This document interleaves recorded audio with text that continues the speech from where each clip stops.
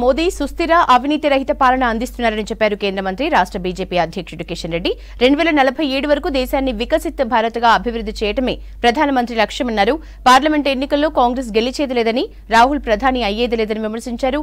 దేశాన్ని విభజించాలంటూ కాంగ్రెస్ ఎంపీ సురేష్ చేసిన వ్యాఖ్యల్ని ఖండించారు ఎంపీ బండి సంజయ్.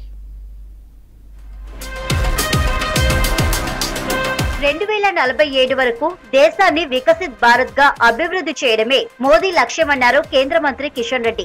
పార్లమెంట్ ఎన్నికల్లో కాంగ్రెస్ గెలిచేది లేదని, రాహుల్ ప్రధాని అయ్యేది లేదన్నారు. మోదీ సుస్థిర అవినీతి రహిత పాలన అందిస్తున్నారని తెలిపారు. కాంగ్రెస్ 6 గ్యారెంటీలతో గారడీ చేస్తోందని విమర్శించారు. పార్టీ స్టేట్ ఆఫీస్ లో ఆదిలాబాద్, వరంగల్ జిల్లాకు చెందిన పలువురు కిషన్ రెడ్డి సమక్షంలో బీజేపీలో చేరారు. కాంగ్రెస్ గెలిచేది లేదు, అసలు రాహుల్ గాంధీ అయ్యేది లేదు, 6 గ్యారెంటీలు వచ్చేది లేదు, గారెడి మాత్రమే మిగులుతుంది. కాంగ్రెస్ పార్టీ గ్యారెంటీలు కాదు, గారెడి మాత్రమే మిగిలబోతా ఉంది తెలంగాణ ప్రజలు.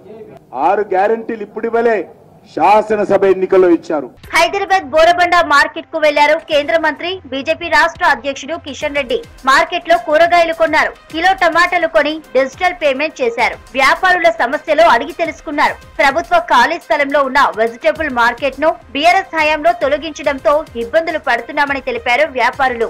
అధికారులతో మాట్లాడి న్యాయం చేసేందుకు కృషి చేస్తామన్నారు కిషన్ రెడ్డి. ये कैसा है? देते हो? भाई क्या काम कर रहे? దేశాన్ని విభజించాలంటూ కాంగ్రెస్ ఎంపీ సురేష్ చేసిన వ్యాఖ్యలు దుర్మార్గమని ఫైర్ అయ్యారు ఎంపీ బండి సంజయ్. టెర్రరిస్టులకు కాంగ్రెస్ నేతలకు తేడా ఏముందన్నారు. కాంగ్రెస్ నేతలపై దేశద్రోహం కేసు పెట్టాలన్నారు సంజయ్. ఈ దేశాన్ని ఉత్తర దేశంగా, దక్షిణ దేశంగా విభజించాలని చెప్పి కోరుకోవడము ఇంతకంటే సిగ్గుచేటు ఇంకోటి కాదు. టెర్రరిస్టుల వాదనలకు వీళ్ళ వాదన తేడా లేదు. మీరు అబ్జర్వ్ చేయండి. తెలంగాణ సమాజం దీన్ని గమనించాలి. కాంగ్రెస్ పార్టీ యొక్క విధానాలు అవలంబించాలి. మొదటి నుంచి కూడా ఈ దేశాన్ని విభజించు పాలించిన రీతితోని పాలించినటువంటి మూర్ఖత్వ ప్రభుత్వం కాంగ్రెస్ పార్టీ ప్రభుత్వం మొదటి నుంచి కూడా.